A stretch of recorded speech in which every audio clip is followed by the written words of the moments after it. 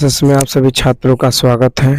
यह देखिए 2022 का है, ठीक है।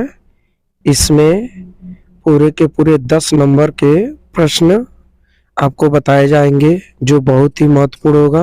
अगर वीडियो चैनल पे नए होंगे तो लाइक, सब्सक्राइब और मैसेज कमेंट जरूर कर दीजिएगा। देखिए यह पेपर क्लास 10th का है जो हिंदी का है, ठीक है। तो आपको इसमें बताया जाएगा कैसे कैसे प्रश्न आते हैं, ठीक है। यह देखिए 1 नंबर का है, ठीक है। प्रश्न में दिया रहेगा निम्नलिखित कथनों में से कोई एक कथन सही है, उसे पहचान कर लिखिए, ठीक है। 1 नंबर का ऑब्जेक्टिव क्वेश्चन आता है जो लिखा रहेगा कि निम्नलिखित कथनों में से एक प्रश्न क्या करिए, सही करके मतलब पहचान करके लिखिए, ठीक है। तो मान लीजिए 4 ऑप्शन दे देंगे और उसमें से एक क्या होगा, सही रहेगा, ठीक है। और यह रहेगा क्या, वो 1 नंबर के क्वेश्चन रहते हैं, ठीक है ना। जो बहुत सिंपल होता है, लेकिन आपको इन सभी प्रश्नों को अगर आंसर देने से पहले सबसे पहले आपको इसके बारे में पता होना चाहिए, ठीक है। तो इसके बारे में जान लीजिए। देखिए अब इसमें आपको हम कुछ टॉपिक बताएंगे जो हर साल बदलते रहते हैं, ठीक है। कुछ ऐसे प्रश्न होते हैं जो हर साल बदलते रहते हैं, रिपीट नहीं होते हैं, ठीक है ना। मान लीजिए जैसे ऊपर दे दिए, तो कुछ होते हैं क्वेश्चन जो बार बार आते हैं, ठीक है। तो जो बार बार आते थे कुछ ऐसे क्वेश्चन होते हैं, अभी आपको हम बता देंगे जो हर साल बदलते रहते हैं, ठीक है। ये इतनी चीज पढ़ लेंगे आप, अभी हम आपको बताएंगे। तो अब देखिए कौन कवि है और कौन लेखक है, ठीक है ना। तो आपको सबसे पहले यह पढ़ लीजिए कॉपी से, आपको बस टाइटल बताया जाएगा कि आप क्या पढ़ लीजिए तो क्या क्या आता है। सबसे मेन हिंदी में यह होता है कि क्या क्या आता है। देखिए विधाएं है ना, तो हम आपको बता रहे हैं कि कौन कवि है और कौन लेखक है, ठीक है। कौन कवि और कौन क्या है, लेखक है। और सबसे ज्यादा रचना और विधाएं किसकी किसकी है, ठीक है। समझ आया ना। तो रामचंद्र, आचार्य रामचंद्र शुक्ल, ये सब है। तो देखिए अब मान लीजिए इनको पढ़ लेंगे तो प्रश्न दे दिया है कि जय पराजय कृति निबंध विधा की रचना है। तो अब देखिए आप कृति के बारे में और निबंध के बारे में पढ़े रहेंगे कि किसकी कौन, तो यह कथन हम क्या है, गलत है। जय पराजय कृति निबंध विधा की रचना नहीं है, ठीक है ना। क्योंकि आपने कैसे जाना, तो विधा के बारे में पढ़े हैं आप। करुणा नामक निबंध के लेखक संपूर्णानंद जी हैं, तो निबंध में संपूर्णानंद जी नहीं आते हैं, इसलिए गलत हो जाएगा। रांगे राघव ख्याति प्राप्त आलोचक है, ये भी देखिए गलत। अब संस्कृत के 4 उपाध्याय के लेखक रामधारी सिंह दिनकर है, ये तो क्या हो जाएगा, सही हो जाएगा। क्या हो जाएगा, ये ऑप्शन क्या हो जाएगा, सही हो जाएगा, ठीक है। कोई कंफ्यूजन। तो देखिए तो नीचे का जो है ये अब आपको पढ़ चुके हैं, कौन कवि है, कौन रचना है, कौन रामचंद्र शुक्ल, जयशंकर प्रसाद के दिनकर के बारे में, इन सब के बारे में आपने पढ़ा है, तभी तो संस्कृत के 4 उपाध्याय हैं, ठीक है ना। इन सब के बारे में आप पढ़े रहेंगे तभी आपको पता चलेगा, ठीक है। जैसे आचार्य रामचंद्र शुक्ल हो गए, जयशंकर प्रसाद हो गए, रामधारी सिंह दिनकर हो गए, ठीक है। और क्या रचनाएं और विधा, इन सब के बारे में पढ़े रहेंगे। तो अगर इन सब से अगर यह जो टॉपिक पढ़ लेते हैं, केवल इसमें देखिए ये इतना नहीं है, आपको कवि के बारे में पढ़ लेना है, लेखक के बारे में पढ़ लेना है, और कौन कवि है कौन लेखक है, उसकी कौन सी रचना है और कौन सी विधाएं हैं। तो वो आपको बहुत ही महत्वपूर्ण, मतलब पेपर में बहुत ज्यादा हेल्प मिल सकता है, ठीक है ना। अब देखिए दीदी क्या है गद्य से, अब गद्य से हम पढ़ रहे हैं ना, गद्य से। तो देखिए निम्नलिखित कृतियों में कृति की रचनाकार कौन है। तो दूसरा प्रश्न है निम्नलिखित कृतियों में किसी एक कृति के रचनाकार का नाम बताइए। तो देखिए रस मिसास, क्या भूलूं क्या याद करूं, बोल रहा है कौन है, तो इसमें से एक रचनाकार का नाम लिखना है, ठीक है। तो हो जाएगा रस मिसमास, ठीक है। अगला दे दिया है त्याग पत्र दे दिया है, कल्पलता दे दिया है और क्या लिखूं, क्या याद करूं, ठीक है ना। अब देखिए, अब इन सब के बारे में एक रचना लिखना है, तो यहाँ पे सारा का सारा इम्पोर्टेंट जो है ये रचना दिया हुआ है कृति का। जैसे कि देखिए, मान लीजिए पहले का ख का जो था कि निम्नलिखित कृतियों में से पहले का ख जो अभी को नहीं बताया जा रहा था प्रश्न, उसके लिए मान लीजिए गद्य है, ठीक है ना, आपको 1 नंबर मिलेगा। और यह जितना भी है, ठीक है, ये पूरे के पूरे वेरी वेरी मोस्ट इम्पोर्टेंट है बाबू, ठीक है, वेरी मोस्ट इम्पोर्टेंट, 1 नंबर आपको इससे मिल जाएगा। तो जैसे मान लीजिए निम्नलिखित कृतियों में से एक कृति का नाम लिखे, तो एक को लिखना था, आवारा मसीहा का कौन होता है, विष्णु प्रभाकर, ठीक है, विष्णु प्रभाकर हो जाएगा, ठीक है। अर्ध नारीश्वर का कौन हो जाएगा, रामधारी सिंह दिनकर, कौन हो जाएगा, रामधारी सिंह दिनकर, ठीक है। अगला, क्या भूलूं क्या याद करूं, इसके कौन हो जाएंगे, हरिवंश राय बच्चन, ठीक है ना, क्या भूलूं क्या याद करूं, हरिवंश राय बच्चन, ठीक है। अगर चैनल पे नए होंगे, ठीक है ना, तो आप देखिए, आपको हम 8 मतलब 8 पार्ट बताएंगे। ये पहला पार्ट है हिंदी का, ठीक है, इसमें 8 पार्ट आपका बनाएंगे, क्योंकि 8 हेडिंग आता है, ठीक है ना।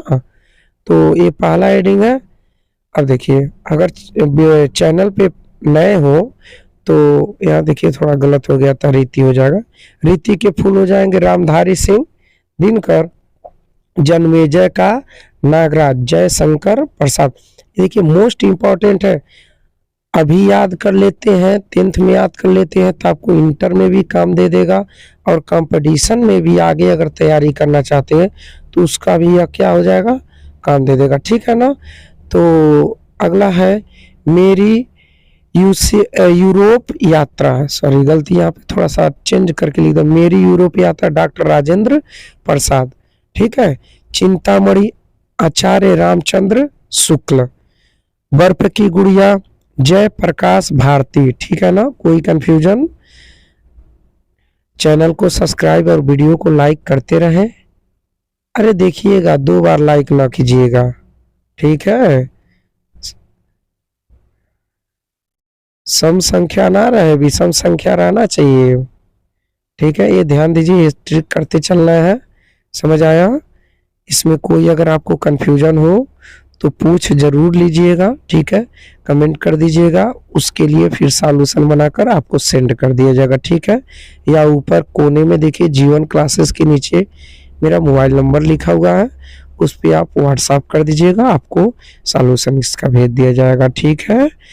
चलिए ठीक है, अब देखिए, ये देखिए ठूठा जो आप लिखे मैं वेरी इंपॉर्टेंट, इसको ध्यान दीजिएगा। अभी तो देखिए आवारा मसीहा, ठीक है ना, उसके लिए बताया गया, इसमें पूरा का पूरा ये देखिए मोस्ट इम्पोर्टेंट क्वेश्चन है, ठीक है ना, कोई कंफ्यूजन नहीं होना चाहिए बाबू, ठीक है, और आपको याद कर लेना है, इसमें कोई बहाना नहीं चाहिए बाबू, ठीक है। 20 जो है 20 को 20 आपको याद होना चाहिए, कोई बहाना नहीं करना है, ठीक है।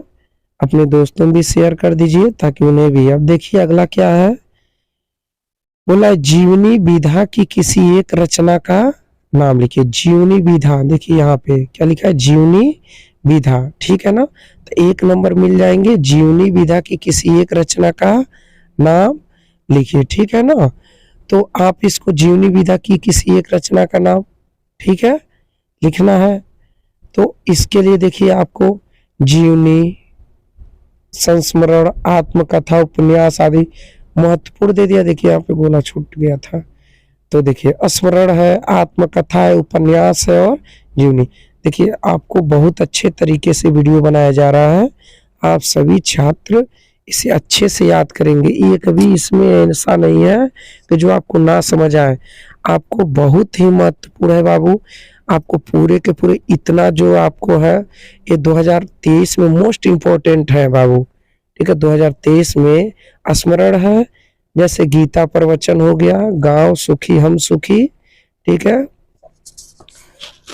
ये दिया है ना, तो आपको किसी भी प्रकार का इसमें कोई कंफ्यूजन नहीं होना चाहिए, आपको किसी भी तरह से याद कर लेना है, ठीक है ना। जाकर ये जितने भी बनाए जा रहे हैं वीडियो, इसे आप सबसे पहले याद कर लीजिए, ये आपको 10 में 10 नंबर पूरे के पूरे नहीं मिले तो फिर आप हमसे कहिएगा, ठीक है ना। आपको बाबू पूरे के पूरे 10 नंबर मिलेंगे, ठीक है। यहाँ पे इतना साफ लिखा हुआ है अच्छी राइटिंग में, फिर समझाया भी जा रहा है ताकि आप सभी याद कर ले, ठीक है। स्मरण है, गीता प्रवचन है, गांव सुखी हम सुखी आत्मकथा है, मेरी असफलता है नीड़ का निर्माण, फिर क्या भूलूं क्या याद करूं या क्या भूलूं, ठीक है जी। कोई कंफ्यूजन, समझ आया ना। अब देखिए उपन्यास में तो दो बोला है, तो क्या है, दो बोला है। देखिए इसका है क्या भूलूं क्या, हरिवंश राय बच्चन का, ठीक है ना। कोई कंफ्यूजन, हरिवंश राय बच्चन का है, ठीक है ना। कोई कंफ्यूजन। अगला देखिए उपन्यास है, उपन्यास का क्या हो जाएगा, गोदान हो जाएगा और क्या हो जाएगा, गबन हो जाएगा, ठीक है। कोई कंफ्यूजन नहीं होना चाहिए। जीवनी में आवारा मसीहा हो जाएगा और कलम का सिपाही हो जाएगा। जीवनी में क्या हो जाएगा बाबू, दो ही पूछा है और दो से अधिक कभी नहीं पूछता, तो दो आपके लिए मैं लिख दिया हूँ, आप सभी अच्छे से इसको याद करेंगे, ठीक है ना। ये मोस्ट इंपॉर्टेंट क्वेश्चन है बाबू, आपको किसी भी प्रकार से याद करना है तो करना है, ठीक है। चलिए अब देखिए तीसरा हो गया था, चौथे के लिए परीक्षा गुरु किस विधा की रचना है। प्रश्न में दिया है परीक्षा गुरु किस विधा की रचना है, आपको बताना है परीक्षा गुरु किस विधा की रचना है। तो आपको देखिए प्रसिद्ध रचनाओं की विधा का नाम मोस्ट इम्पोर्टेंट, ठीक है। तो ये आपको याद कर लेना है, बस जितना वीडियो बनाया जा रहा है उतना ही बस याद करिए, बाहर से आपको याद करने की कोई ज़रूरत नहीं है, ठीक है। वीडियो को 2-3 बार देखिए, अपने आप ही याद हो जाएगा, ठीक है। देखिए उंगली बना और इसको क्या बोल दिया जाए, शेयर और सब्सक्राइब जरूर करिएगा, अपने दोस्तों भी शेयर कर दीजिएगा बाबू, ठीक है। देखिए क्या भूलूं क्या याद करूं किस विधा की रचना है, तो आत्मकथा, ठीक है ना। कोई कंफ्यूजन। देखिए यहाँ पे विधा लिखना चाहिए तो वो हट गया है, ई का मात्रा भी बन जाएगा।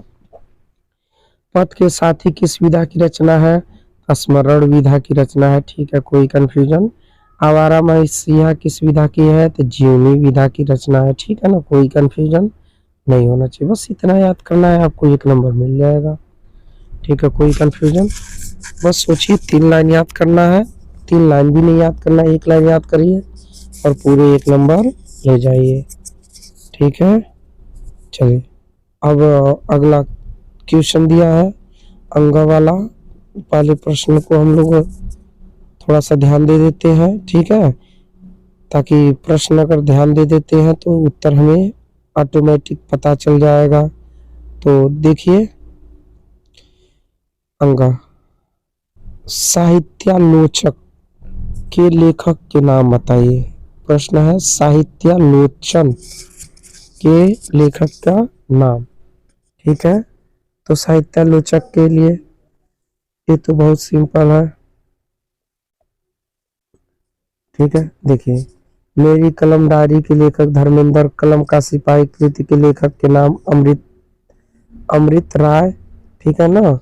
कलम के सिपाही या कलम का सिपाही के अमृत राय है। किन्नर देश में लेखक का नाम, किन्नर देश में के लेखक का नाम तो क्या हो जाएगा, किन्नर, या ध्यान देना है, और लेखक ज्ञान राहुल संकृत्यान, ठीक है। अगला है हाँ नीड़ का निर्माण फिर के लेखक का नाम बताइए, तो हरिवंश राय बच्चन। कौन है, हरिवंश राय बच्चन, ठीक है ना। ये क्या है बाबू, ये क्या है, आत्मकथा है, ठीक है ना। क्या है, आत्मकथा है, ध्यान देना इस बात को।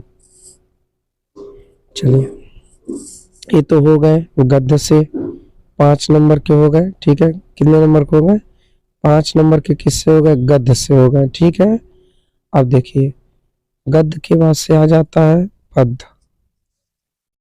अब इसमें दिया हुआ है कि हो गया ना 5 नंबर के। अब देखो तार सप्तक के किसी एक कवि का नाम लिखिए। किस कवि का बोल रहा है, तार सप्तक के किसी एक कवि का नाम लिखिए। तो तार सप्तक है, तो किस युग के हैं यही आपको बताना है, ठीक है ना। बहुत ही महत्वपूर्ण प्रश्न है, जितना वीडियो बनाया जा रहा है बस इसी को 2 से 3 बार देखिए, आपको बुक पढ़ने की कोई ज़रूरत ही नहीं पड़ेगा, ठीक है। तो देखिए, अब देखिए छायावादी युग के 2 प्रसिद्ध कवियों के नाम, तो महादेवी वर्मा है और सुमित्रानंद पंत है और जयशंकर प्रसाद है। तो याद रखिएगा छायावादी युग के 2 प्रसिद्ध कवियों के नाम। तो जिसमें छायावादी युग में पहले तो जान लीजिए छायावादी युग में क्या होता, केवल पुरुष तो थे नहीं, क्या नहीं थे, पुरुष थे नहीं, तो क्या हो जाएंगे, महादेवी वर्मा हो जाएंगे और सुमित्रानंदन पंत हो जाएंगे, ठीक है। कोई कंफ्यूजन। अब देखिए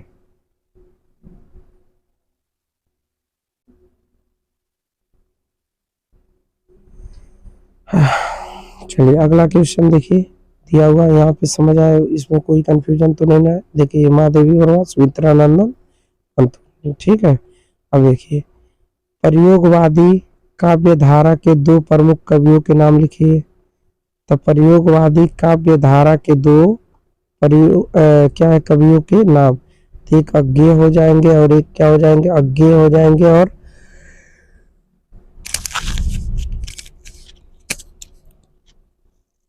अज्ञेय हो गए ना,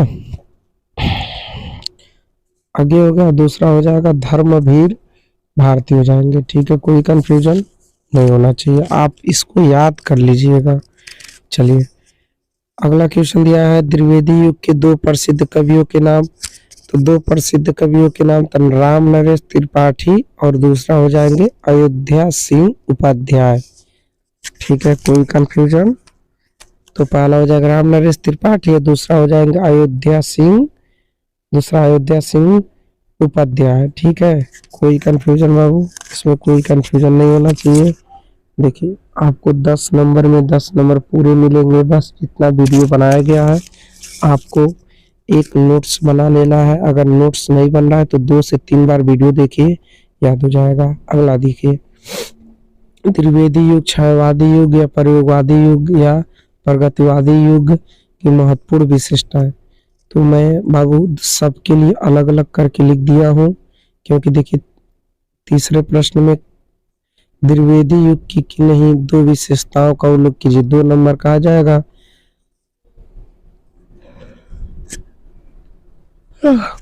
तो देखिए इसमें आपको 2 नंबर मिल जाएंगे बहुत ही सिंपल से। तो देखिए द्विवेदी युग में छायावादी युग प्रयोगवादी युग, ठीक है। तो द्विवेदी युग के लिए तब प्रकृति का चिरोड़, द्विवेदी युग में क्या प्रकृति के बारे में बताया गया और मनुष्य की भावना के बारे में बताया गया, ठीक है। कोई कंफ्यूजन नहीं।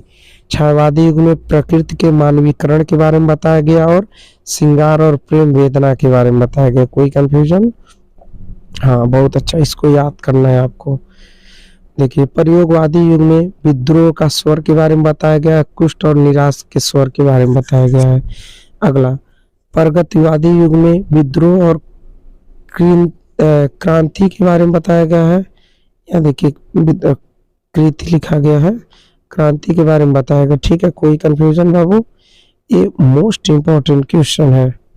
देखिए कुछ बच्चे ध्यान दीजिएगा, अभी कुछ बच्चे होते हैं छायावादी युग के बारे में द्विवेदी युग के लिख देते हैं और द्विवेदी युग के बारे में छायावादी युग के लिख देते हैं, तो उनसे आपका नंबर कट जाता है, इस चीज को ध्यान दीजिएगा, ठीक है।